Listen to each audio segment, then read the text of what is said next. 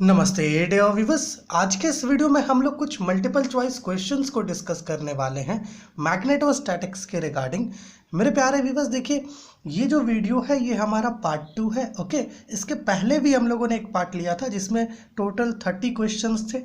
ठीक है, तो अगर आपने वो वाला वीडियो नहीं देखा है तो एक बार देखिए, लिंक नीचे डिस्क्रिप्शन में मिल जाएगा। तो चलिए आगे बढ़ते हैं और यहाँ पर हम लोग देखते हैं कि हम लोगों ने यहाँ पर कौन कौन से क्वेश्चन लिया है। ऐसे यहाँ पर टोटल 12 क्वेश्चन है, बारी बारी से सबको समझते हुए सॉल्व करते हैं। मेरे प्यारे व्यूअर्स, थोड़ा यहाँ पर देखिएगा। पहला क्वेश्चन क्या है, dimension of magnetic flux is. देखिए मैग्नेटिक फ्लक्स के डिमेंशन की बात की गई है।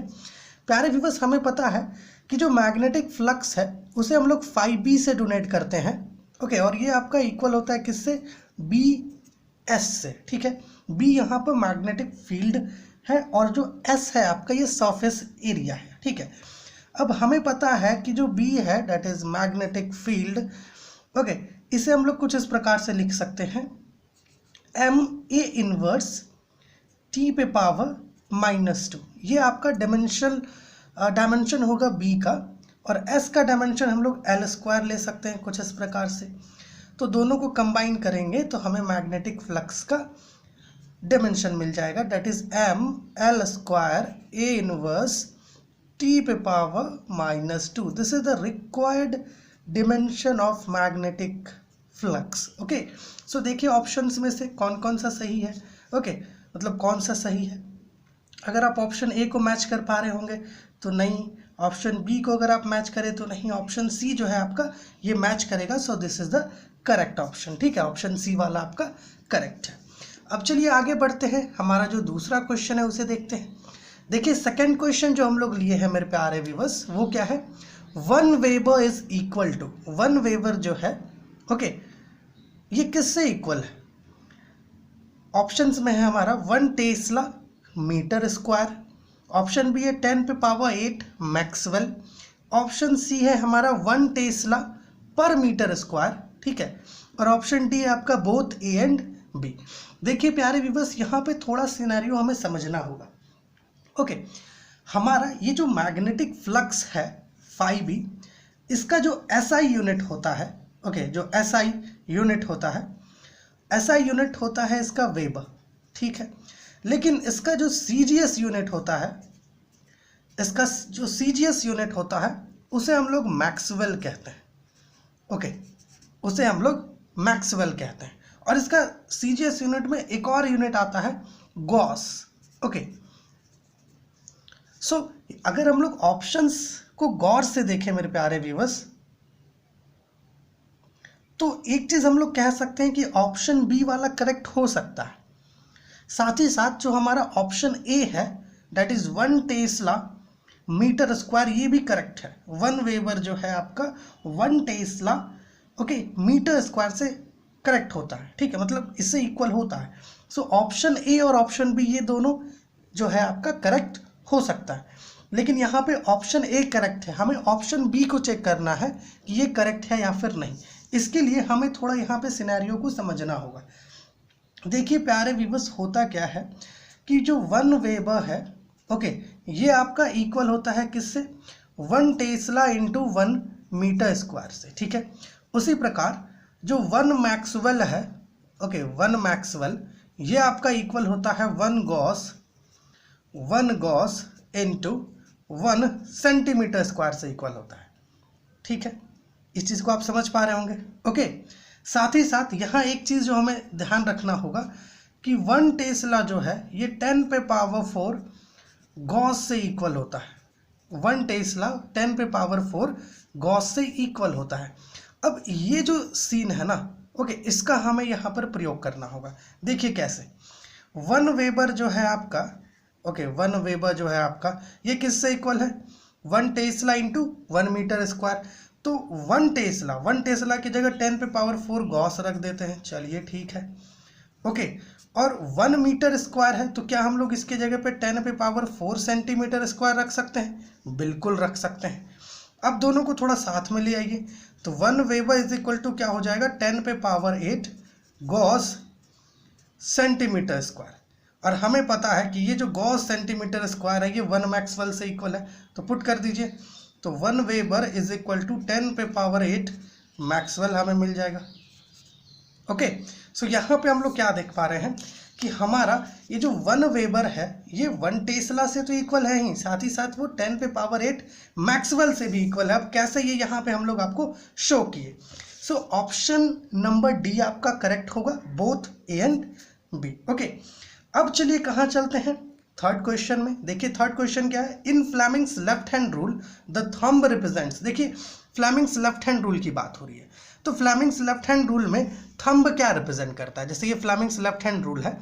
ओके, देखिए ये जो फिंगर है आपका 4 फिंगर, ये आपका मैग्नेटिक फील्ड को रिप्रेजेंट करता है। ये वाला, ये जो फिंगर है जिसको हम लोग मिडिल फिंगर या सेंट्रल फिंगर भी कह सकते हैं, ये आपका करंट को रिप्रेजेंट करता है। तो बचा क्या, फोर्स। तो थंब किसको रिप्रेजेंट करेगा, फोर्स को। सो ऑप्शंस में देखिए क्या क्या है, current, force, magnetic field and D है आपका none of the. So option number B क्या होगा आपका, करेक्ट होगा। So put this. ओके, अच्छा एक और चीज़ जो यहाँ आपको बताना चाहते हैं, यहाँ तो हम लोग लिख दिए ना करंट, फोर्स, ओके, लेकिन कभी कभी केवल सिंबल दे देगा आई एफ बी, जैसे यहाँ पे हम लोग लिए बी। ओके, चलिए फोर्थ क्वेश्चन देखते हैं। फोर्थ क्वेश्चन क्या गिवन है, a solenoid of length 20 centimetre, okay, and radius 2 centimetre is closely wound with 200 tons. Okay, calculate the magnetic field intensity at the center of an end of the solenoid given I is equal to इतना। थोड़ा यहाँ पे हमें समझना होगा इस question को। देखिए क्या ये रहा है प्यारे व्यूअर्स कि अपने पास ना एक सोलिनॉइड गिवन है, जस्ट इमेजिन कि ये एक सॉलिडॉइड है, ठीक है। ओके, एक ऐसा सोलिनॉइड जिसमें जो करंट है वो 5 एम्पियर्स का है, और हमें क्या करना है, जो इंड है ना, इंड पर जो टर्न है, ठीक है, उसके सेंटर पर जो मैग्नेटिक फील्ड इंटेंसिटी है, थोड़ा समझिएगा प्यारे व्यूअर्स, मैग्नेटिक फील्ड इंटेंसिटी की बात की गई है, मैग्नेटिक फील्ड इंडक्शन की नहीं। हमें यहाँ पर बी पता नहीं करना है, हमें यहाँ पर एच पता करना है, मैग्नेटिक फील्ड इंटेंसिटी। ओके, तो यहाँ पे गिवन क्या क्या है, आई गिवन है, आर गिवन है अपने पास कितना, आर 2 सेंटीमीटर गिवन है, ठीक है, लेंथ अपना गिवन है 20 सेंटीमीटर। अब थोड़ा थिंग्स को समझो, ऑप्शंस में क्या क्या गिवन है, 2500 ampere metre, 250 ampere metre and 2.50 ampere metre. यहाँ पर एम्पियर और मीटर है, एम्पियर पर मीटर, मतलब है कि हमें सेंटीमीटर का प्रयोग नहीं करना चाहिए। तो यहाँ पर देखिएगा जो L है आपका, इसको ऐसा लिख देते हैं 20 इंटू 10 पे पावर -2। अब ये मीटर में कन्वर्ट हो गया। इसको कुछ और भी तरीके से लिख सकते हैं, जैसे कि 20/100 मीटर। कैंसिल कर दोगे तो लेंथ जो मिलेगा इस सोलिनॉइड का वो आपको मिलेगा 0.2 मीटर। अब ऐसा इसलिए ले रहे हैं क्योंकि यहाँ पे हमें number of turns per unit length का यूज़ होगा, इसलिए। अब देखो हमें ये पता करना है, कैसे पता करेंगे, देखो बी क्या होता है, बी अगर जो सोलिनॉइड के इंड पर जो मैग्नेटिक फील्ड इंडक्शन होता है उसका वेब फॉर्मूला क्या होता है, 1/2 म्यू नॉट NI होता है, ठीक है। ओके, आप अगर आपको सोलिनॉइड के बारे में थिंग्स समझना है तो आप देख सकते हैं, है ना, लिंक नीचे मिलेगा डिस्क्रिप्शन में। अब यहाँ देखिए हम लोग एक रिलेशन जानते हैं कि जो बी है वो आपका म्यू नॉट H से इक्वल है।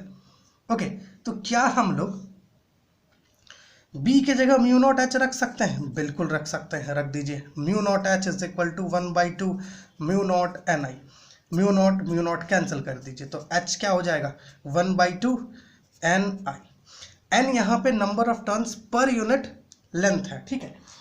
अब थोड़ा यहाँ पे N का वैल्यू पता कर लेते हैं, देखिएगा N क्या हो जाएगा, total number of turns divided by आपका जो लेंथ है, मतलब हाँ लेंथ जो है सोलिनॉइड का, तो टोटल नंबर ऑफ टर्न्स कितना गिवन है 200, है ना। सो यहाँ पे पुट कर देते हैं 200/L है 0.2, so you can take this as 200/2/10 ले सकते हैं इसको। ये 10 ऊपर चला जाएगा तो यहाँ हो जाएगा 200 इंटू 10/2, कुछ ऐसा, मतलब है कि यहाँ 1000 आपको आंसर मिलेगा। सो स्मॉल n का वैल्यू हो जाएगा 1000। अब यहाँ देखो H is equal to 1/2 into 1000 into I का एम्पियर कितना गिवन है 5 एम्पियर, ठीक है, 5 तो यहाँ से कैंसिल करें तो यहाँ पे आ जाएगा 500, मतलब है एच का वैल्यू आपको मिलेगा एम्पियर और ये मीटर है ना, okay, number of turns per metre में आ रहा है ना, हाँ ठीक है। सो 2500 एम्पियर पर मीटर देखिए आंसर आपको मिल रहा होगा एच का, ठीक है। सो यहाँ पे देखिए ऑप्शंस में है पहला ही ऑप्शन 2500 एम्पियर पर मीटर। सो आपका ये जो ऑप्शन है ऑप्शन नंबर ए क्या होगा, करेक्ट होगा। आइए बढ़ते हैं हमारे नेक्स्ट क्वेश्चन की तरफ। क्या है, the magnetic field lines inside a current carrying long solenoid are in the form of, options में है इलिप्स, पैराबोला, हाइपरबोला और डी क्या है, पैरेलल स्ट्रेट लाइंस। थोड़ा यहाँ समझना, देखो जैसे ये सोलेनॉइड है, क्या है, ये रहा है कि गिवन सोलेनॉइड क्या है, एक करंट कैरिंग है और वेरी लॉन्ग सोलेनॉइड है। तो इसका जो हमारा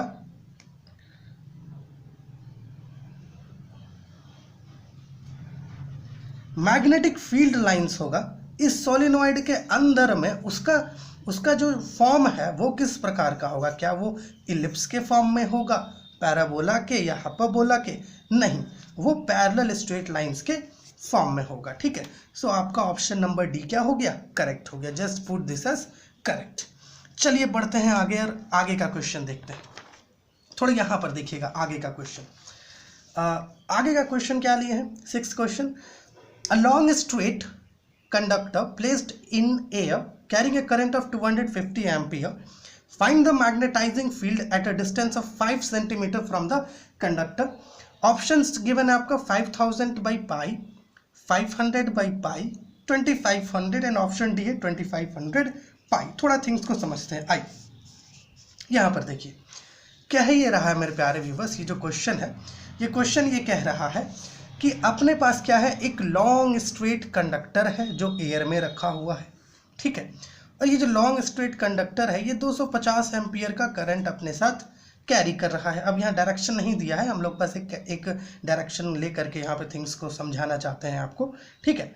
और कह रहा है कि अपने पास ना एक पॉइंट P है इस वायर के 5 सेंटीमीटर की दूरी पर, ओके। और इस पॉइंट पर जो आपका मैग्नेटाइजिंग फील्ड होगा, अच्छा मैग्नेटाइजिंग फील्ड कह रहा ना, हमें H पता करना होगा, है ना। along a straight conductor placed in air carrying a current of 250 ampere, find the magnetizing field at a distance of 5 centimeter from the conductor। Okay, मतलब है कि यहाँ पर एक पॉइंट P है, ठीक है। इस मतलब ऐसा मान लेते हैं कि 5 सेंटीमीटर की दूरी पर एक पॉइंट P है, इस पर हमें मैग्नेटाइजिंग फील्ड पता करना है इस वायर के कारण, मतलब H का वैल्यू निकालना है। मैग्नेटाइजिंग फील्ड कह रहा है, मैग्नेटिक फील्ड, इंडक्शन नहीं, मैग्नेटाइजिंग फील्ड। सो क्या करना होगा, देखो फॉर्मूला क्या होता है इसका, B is equal to mu naught I by 2πr formula होता है, ठीक है। अब यहाँ पे हमें थोड़ा सिनेरियो को समझना होगा। कैसे समझे भैया, देखिए B जो है, B और H के बीच का रिलेशन ऐसा होता है, B is equal to mu naught H होता है। तो B की जगह इसे रख दो, mu naught I by 2πr हो जाएगा, म्यू नॉट कैंसिल करो, H का वैल्यू आपको मिल जाएगा I बाई 2πr, कुछ ऐसा मिलेगा, ठीक है। अब यहाँ देखो अपने पास करंट गिवन है 250 एम्पियर, ठीक है, by 2 into pi into r कितना गिवन है, 5 सेंटीमीटर है ना, बट इसको सेंटीमीटर में यूज़ करना सही रहेगा क्योंकि यहाँ पे एम्पियर में करंट गिवन है ना, तो इसको सेंटीमीटर में यूज़ करना ठीक नहीं रहेगा। जैसे अगर 5 सेंटीमीटर है तो इसको मीटर में कन्वर्ट कर देते हैं, क्या 5/100 ले लेते हैं डायरेक्ट, ओके। तो ये आपका मीटर में आ जाएगा। सो यहाँ पे 5/100 ले लो। अब थिंग्स जो है मीटर में हमें मिलेगा, तो H इज इक्वल टू क्या हो जाएगा, मतलब ऊपर एम्पियर नीचे मीटर, एम्पियर पर मीटर में आंसर आएगा। तो यहाँ से अगर आप देखो तो ये 100 ऊपर चला जाएगा, तो 250 into 100 by 2 into pi into 5, okay. So यहाँ से आप ऐसा करो ना, यहाँ से अच्छा ये दोनों को मल्टीप्लाई करेंगे तो 10 हो जाएगा ना, तो चलो इसको यहाँ पे डायरेक्ट 10 ही ले लेते हैं और यहाँ से एक 0 0 काट दो तो आपको मिलेगा H is equal to 2500 by pi ampere metre. क्या ये ऑप्शन में है, ओके, ऑप्शन नंबर डी में है। सो this is the correct answer, okay. अपना नंबर 6 का ये करेक्ट आंसर होगा, ठीक है। अब चलिए जो हमारा आगे का क्वेश्चन है, दैट इज क्वेश्चन नंबर 7, उसको थोड़ा देखें समझे क्या क्वेश्चन है। क्वेश्चन नंबर 7 है, a current I flows through a circular coil of of one turn, okay ठीक है, वन टर्न का बात हो रहा है, one turn of radius r in the counter clockwise direction. Then देखिए कह ये रहा है कि अपने पास एक सर्कुलर कॉइल है, कुछ इस प्रकार से मान लेते हैं, जिसमें करंट जो है आपका फ्लो कर रहा है एंटी क्लॉकवाइज डायरेक्शन में, वो भी आई, और इसके पास जो नंबर ऑफ टर्न्स है दैट इज वो 1 गिवन है। हमें कह ये रहा है कि जो अपना हमें क्या कह रहा है, then B inversely proportional to r, M directly proportional to r square, B directly proportional to r square, which of the following is correct. Okay ठीक है, देखो हमारे पास एक सर्कुलर कॉइल गिवन है जिसका रेडियस आर है, सिंगल टर्न है और उसमें करंट आई फ्लो कर रहा है। हमें बताना है कि यहाँ पर इस सर्कुलर कॉइल के केस में बी जो है क्या वो रेडियस पर इन्वर्सली प्रोपोर्शनल है, क्या जो मैग्नेटिक मोमेंट है, मैग्नेटिक डाइपोल मोमेंट, क्या वो आर स्क्वायर पर डायरेक्टली प्रोपोर्शनल होगा, और क्या जो मैग्नेटिक फील्ड है क्या वो आर स्क्वायर पे डायरेक्टली प्रोपोर्शनल होगा। तो चलो इसे थोड़ा समझो। देखो अगर हम लोग इस सर्कुलर कॉइल के कारण इस सेंटर पर मैग्नेटिक फील्ड पता करें तो बी का वैल्यू आएगा mu naught I by 2r। Okay, तो यहाँ से हम लोग ये कह सकते हैं कि मैग्नेटिक फील्ड आर पर इन्वर्सली प्रोपोर्शनल होगा, मतलब पहला वाला जो है करेक्ट है। दूसरा देखो M directly proportional to r. प्यारे व्यूअर्स हमें पता है कि जो मैग्नेटिक डाइपोल मोमेंट है वो आपका m is equal to N I A होता है। यहाँ पर n नंबर ऑफ टर्न्स है, I करंट है और a आपका एरिया है। किसका एरिया? सर्कुलर कॉइल या सर्कुलर लूप जो वहाँ पर ले रहे हैं, ठीक है ना। अब जब एरिया आ रहा है और यहाँ पे लूप अपने पास जो कॉइल है वो सर्कुलर है, ओके, तो जब सर्कुलर कॉइल का एरिया लोगे तो वो पाई आर स्क्वायर ही तो होगा। तो क्या ये नहीं कह सकते कि एम आर स्क्वायर पे डायरेक्टली प्रोपोर्शनल होगा? बिल्कुल। तो दूसरा वाला भी करेक्ट होगा और तीसरा वाला जो है किसी भी सेंस में करेक्ट नहीं आएगा, क्योंकि बी जो है ये आपका कभी भी आर स्क्वायर ऊपर नहीं आता, जब भी आएगा तो नीचे डिनोमिनेटर में ही आएगा, ठीक है। सो ऑप्शंस में देखिए, ऑप्शन ए है आपका 1 1 ली, ठीक है। ऑप्शन बी है 2 and 3 1 ली, ओके, 2 and 3 नहीं, ठीक है। ऑप्शन सी है आपका 3 1 ली और ऑप्शन डी है आपका 1 and 2 1 ली। सो आपका 1 and 2 ऑप्शन नंबर डी क्या है? करेक्ट है। आगे बढ़ते हैं क्वेश्चन नंबर 8 की तरफ।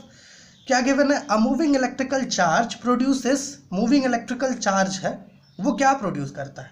ऑप्शंस में है आपका electric as well as magnetic field, option B है electric field only, option C है magnetic field only and option D है नाइदर फील्ड्स। देखो इलेक्ट्रिक और मैग्नेटिक फील्ड दोनों ही ये प्रोड्यूस करेगी, क्योंकि चार्ज है तो फील्ड तो बनाएगी ही इलेक्ट्रिक फील्ड, और ये चार्ज मूव करेगा तो मैग्नेटिक फील्ड भी प्रोड्यूस होगा। Okay, so this is the thing, आप समझ गए होंगे।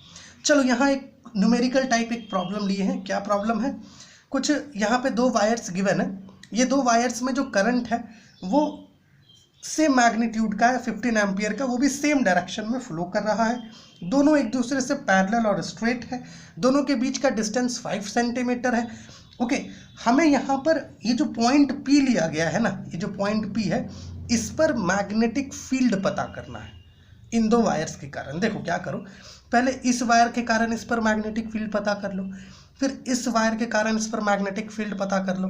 ओके, इतना करने के बाद दोनों को एक साथ ऐड कर दो, थिंग्स क्लियर। ओके, चलो यहाँ पे करके देखते हैं हम लोग। ओके, देखिए जैसे कि स्ट्रेट वायर के कारण का फॉर्मूला क्या होगा? B is equal to mu naught I by 2 pi r, कुछ ऐसा ही लेकर के हम लोग चलेंगे इसको, ठीक है। अब यहाँ पे थोड़ा सा थिंग्स को समझो। म्यू नॉट आई कितना है? 15 एम्पियर है, बाई 2 पाई है ना, 2 पाई इंटू आर जो है, पहले इस वायर के कारण इस पर निकालेंगे, तो चलो इसको 5 ले लेते हैं। तो 5 3 जा 15, यहाँ पे हो जाएगा 4 पाई इंटू 10 पे पावर -7। क्या कर रहे हैं हम लोग? जो है इसका वैल्यू पुट कर रहे हैं म्यू नॉट का, ठीक है। अच्छा ऐसा करते हैं, इसको नीचे करते हैं, ठीक है। यहाँ पे देखिएगा 4 पाई इंटू 10 पे power -7 into 3/2 into pi pi cancel कर दो, 2 और 2 ले लो इधर से, तो यहाँ पे आ जाएगा 6 इंटू 10 पे पावर -7 टेस्ला में ले लेते हैं। फिर इसको B1 ले लेते हैं, ठीक है। चलो B2 पता करते हैं। B2 मतलब इस वायर के कारण इस पॉइंट P पर जो मैग्नेटिक फील्ड इंडक्शन होगा, that is mu naught I by 2 pi r. ठीक है, अब यहाँ थोड़ा थिंग्स को समझिएगा। 4 पाई इंटू 10 पे पावर -7, ठीक है, इंटू यहाँ पर फिर से 15 एम्पियर लेना होगा इसमें करंट, बाई 2 पाई आर। ठीक है, 2 पाई आर। अब यहाँ पे इस और इस पॉइंट के बीच का डिस्टेंस जो है 10 सेंटीमीटर है। यहाँ से यहाँ का डिस्टेंस 5 और यहाँ से यहाँ का डिस्टेंस 5, तो इसको 10 लेना होगा। तो कैसे होगा यहाँ पे सिनेरियो, कुछ ऐसा आ रहा है ना। ठीक है, यहाँ पे आप इसको कैंसिल कर दो, 2 5 जा 10, यहाँ से 5 3 जा। ठीक है, तो कितना हो जाएगा 3 इंटू 10 पे पावर -7 टेस्ला। तो जो टोटल मैग्नेटिक फील्ड होगा, चलो उसको B ले लेते हैं, जो आपका B1 प्लस B2 से इक्वल होगा। B1 आपके पास कितना है 6 इंटू 10 पे पावर -7 है, और B2 कितना है 3 इंटू 10 पे पावर -7 है। मतलब B का वैल्यू आ जाएगा 9 इंटू 10 पे पावर, एक मिनट, -7 आ रहा है ना हमारे पास आंसर में, बिल्कुल।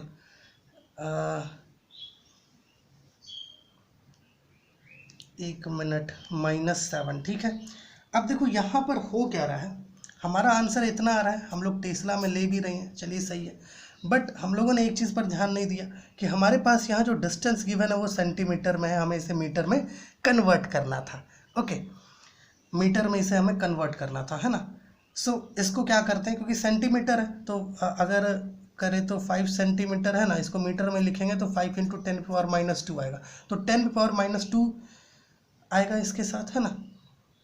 तो ऐसा कर सकते हैं हम लोग कि इसको हम लोग क्या करें, डायरेक्ट जो है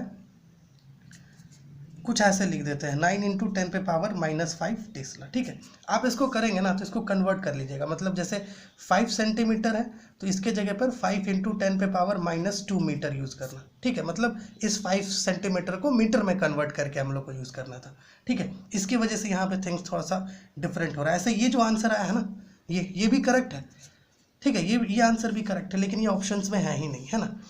ऑप्शंस में क्या है, 9 into 10 power -5 tesla, option B है 5 into 10 power -5 tesla, option C है 7 इंटू 10 पावर -5 टेस्ला, और ऑप्शन डी है आपका 12 इंटू 10 पावर -5 टेस्ला।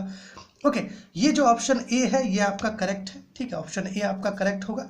बस इसको जब आप सेंटीमीटर में कन्वर्ट करोगे तो आपको ये मिल जाएगा। ठीक है, 5 सेंटीमीटर को 5 सेंटीमीटर ना लेकर के 5 है ना, 5 सेंटीमीटर ना लेकर के इसको मीटर में कन्वर्ट करके जब लेंगे तो ये चीज़ आपको मिलेगा। ठीक है, यहाँ पे हम लोगों ने कन्वर्ट नहीं किया, बस यही गड़बड़ हो गया। ठीक है, तो चलिए आगे का जो क्वेश्चन है थोड़ा उसे भी देख लेते हैं, है ना। 3 क्वेश्चन और यहाँ पर है। क्या है 10th question, consider the following loop for Ampere's law in the equation integral over closed curve B dot DL is equal to mu naught I। B denotes magnetic field on loop element due to currents. Options में है आपका, देखो थोड़ा इस question को समझो। यहाँ पर एक लूप गिवन है, ओके, और यहाँ पे 5 करंट्स गिवन है। ओके, 3 करंट क्या है लूप के अंदर है, I1 I2 I3 जो है ये लूप के अंदर है, और I4 I5 लूप के बाहर है। ठीक है, यहाँ पर एक छोटा सा लूप पर एलिमेंट लिया हुआ है DL, ओके, और ये डायरेक्शन है मैग्नेटिक फील्ड का। ठीक है, हमें कह ये रहा है कि ये जो लूप है इस पर जो मैग्नेटिक फील्ड है, okay, B denotes magnetic field on loop element. ठीक है, लूप एलिमेंट पर जो मैग्नेटिक फील्ड है वो किन किन करंट्स के कारण है। ऑप्शंस में गिवन है आपके पास I1 एंड I2, दूसरा ऑप्शन है आपके पास I1 I2 I3, तीसरा ऑप्शन है I4 I5, और चौथा ऑप्शन से केवल I1। थोड़ा समझो, स्टार्टिंग में ही हमें बता दिया है कि loop for Ampere's law, Ampere's law का बात कर रहा है, ampere circuital law. Ampere circuital law क्या कहता है, यहाँ पे ये जो म्यू नॉट I गिवन है ये क्या है, mu naught times current enclosed by the loop होता है, मतलब, है ना। मतलब I क्या है, ये करंट है जो इनक्लोज किया जाता है किसके द्वारा, लूप के द्वारा, है ना, जो क्लोज्ड पाथ के अंदर आता है। तो क्लोज्ड पाथ के अंदर कौन कौन सा करंट है, I1 I2 और I3। तो यहाँ जो फील्ड है वो इसी के कारण है, यही 3 करंट्स के कारण। सो ऑप्शन नंबर 2 जो है आपका ये करेक्ट होगा, I1 I2 एंड I3। चलिए आगे का क्वेश्चन देखते हैं। क्या क्वेश्चन है, the magnetic field lines outside the bar magnet starts from south pole and end at north pole. Option 2 start from north pole and end at south pole. Option 3 start from both poles and end at infinity, and option 4 है none. ठीक है, थोड़ा यहाँ पर समझिएगा प्यारे viewers, क्या है ये रहा है कि अपने पास एक बार मैग्नेट है, जस्ट इमेजिन ये नॉर्थ पोल है, ये साउथ पोल है। हमें पता है कि जो मैग्नेटिक फील्ड लाइंस है, ओके, वो इसमें कैसे फ्लो करता है, इस प्रकार से नॉर्थ से साउथ जाता है, कुछ इस प्रकार से, है ना। लेकिन यहाँ पर ये आउटसाइड का बात कर रहा है, ठीक है, और इनसाइड में ये साउथ से नॉर्थ जाता है, ठीक है। सो ऑप्शन नंबर 2 आपका करेक्ट होगा, क्योंकि हमें क्या पूछ रहा है, the magnetic field lines outside the bar magnet, bar magnet के बाहर जो मैग्नेटिक फील्ड लाइंस होगा वो कहाँ से स्टार्ट होगा और कहाँ पर खत्म होगा। तो बाहर में, है ना, बार मैग्नेट के बाहर जो मैग्नेटिक फील्ड लाइंस होता है वो नॉर्थ से स्टार्ट होता है और साउथ पर खत्म होता है, ठीक है। सो ऑप्शन नंबर 2 आपका करेक्ट होगा। अगर यहाँ पे आउटसाइड के बजाय इनसाइड रहता है तो हम लोग क्या करते हैं, साउथ पोल से नॉर्थ पोल वाला ऑप्शन, मतलब ऑप्शन नंबर 1 लेते, ठीक है। चलो आओ आगे आओ, यहाँ पर देखो आगे का क्वेश्चन है, which of the following statements are true, इनमें से कौन सा स्टेटमेंट ट्रू है ना, रिगार्डिंग बायोट-सावर्ट लॉ। ये 3 स्टेटमेंट है बायोट-सावर्ट लॉ के रिगार्डिंग, हमें बताना है कौन सा जो है ट्रू है। पहला है B is proportional to length element dl, B है आपका, दूसरा वाला क्या है, इट, अच्छा यहाँ पे बी आपका मैग्नेटिक फील्ड है, ध्यान रखिएगा, it deals with electric field and B is dependent on current. चलो देखो बेसिकली अगर आप, हम लोग अगर वहाँ पर चले बायोट-सावर्ट लॉ में, तो फॉर्मूला कुछ ऐसा होता है, d B is equal to I d l sine theta by r square, कुछ ऐसा होता है। तो इनमें से 2 स्टेटमेंट्स करेक्ट होगा, एक तो इस पर डीएल पर, मतलब जो लेंथ एलिमेंट है इस पर प्रोपोर्शनल होता है, ओके, और ऐसे ये मैग्नेटिक फील्ड से रिलेटेड है बायोट-सावर्ट लॉ, तो इसको तो ले ही नहीं सकते, ऑप्शन बी तो गलत हो जाएगा। ऑप्शन सी आपका क्या कह रहा है, B is dependent on current, बिल्कुल सही है, करंट पर डिपेंड करता है। सो ए और सी आपका करेक्ट होगा। ऑप्शंस में देखो, ऑप्शन में ए वन ली है, ए एंड बी वन ली है, 3 में है ऑल, और बी में आपका क्या गिवन है, A and C only, so this is the correct. मेरे प्यारे व्यूअर्स देखिए, आज के इस वीडियो में हम लोग टोटल 12 क्वेश्चंस लिए मैग्नेटिक फील्ड के रिगार्डिंग। वीडियो थोड़ा बड़ा हो गया क्योंकि यहाँ पे क्वेश्चंस हम लोग थोड़ा डिफरेंट टाइप्स का लिए थे, इसके वजह से, ठीक है। तो चलिए मिलते हैं आपसे अगली वीडियो में, और हमारा जो पहला पार्ट है अगर आपने उसे नहीं देखा है तो एक बार देखिए, लिंक नीचे डिस्क्रिप्शन में मिल जाएगा। 100% जो वीडियो है वो आपके लिए हेल्पफुल होगा। चलिए मिलते हैं आपसे अगली वीडियो में।